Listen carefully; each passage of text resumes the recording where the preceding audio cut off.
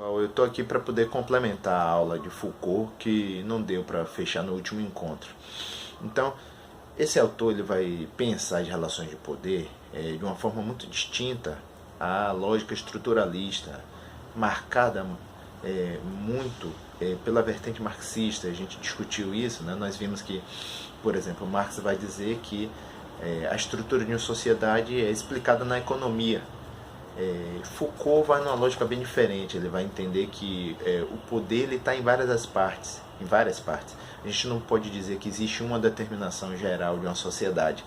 Para ele, em relações, por exemplo, de parentescos, né, num vínculo de filhos com os pais, pode ter um poder unidirecional, né, dos pais para os filhos, mas em certo momento os filhos podem exercer determinada pressão também sobre os pais. Os filhos exercem pressões entre os irmãos e por aí vai. Ou seja, ele demonstra, através de vários exemplos, ele usa um mecanismo metodológico que nós discutimos também, que é a genealogia, né? Ele faz estudos historiográficos também e estudos de arqueologia, né? Que vão levá-lo a fundamentar isso que ele quer dizer. Muito bem, nossa discussão de hoje, a gente vai ver um pouco dessa obra aqui, que é o Vigiar e Punir. Essa é uma capa muito clássica de Foucault. Esses slides eu vou passar para vocês. E ele começa a discussão, né, no livro, falando sobre a morte de Damien. Isso era na França, no século XVIII. Espero que vocês vejam bem.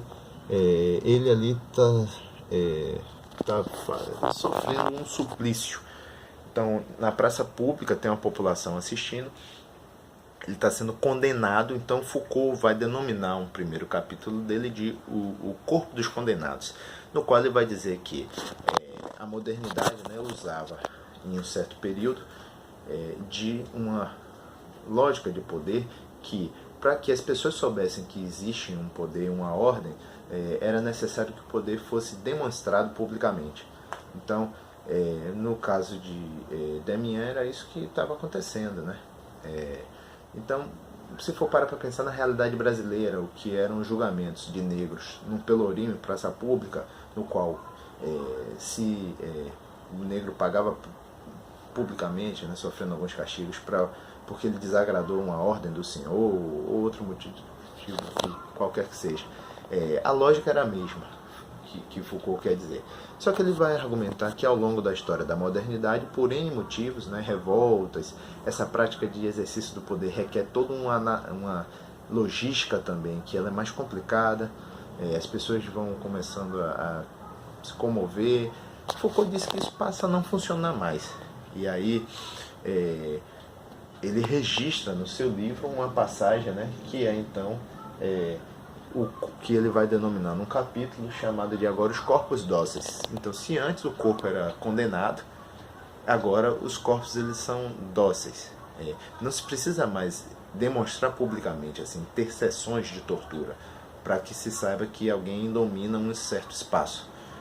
Agora Foucault vai dizer que existem estratégias de dominação que elas têm uma eficiência muito grande. E aí o maior exemplo disso que ele vai tratar é a criação do modelo do panóptico. Panóptico, né, é um modelo arquitetônico, né, pensado por Jeremy Bentham, que era um autor utilitarista do século XVIII, um inglês, que era uma torre. Aqui a gente tem um exemplo de um panóptico num presídio norte-americano. Então vejam bem que, através de uma torre de controle, um ou dois carcereiros controlam um presídio inteiro, feito por várias pessoas. E nesse panóptico, né, os presos não veem o carcereiro, então eles não sabem a hora que o carcereiro está olhando para eles então eles condicionam o seu comportamento. É uma grande mudança que Foucault vai descrever, que a modernidade capta.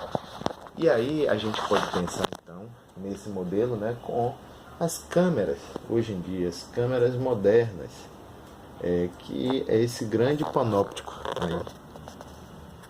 As câmeras, né, são usadas ou para filmar aqui como eu estou fazendo, né, e aí, ou também utilizada no trânsito para controlar a velocidade.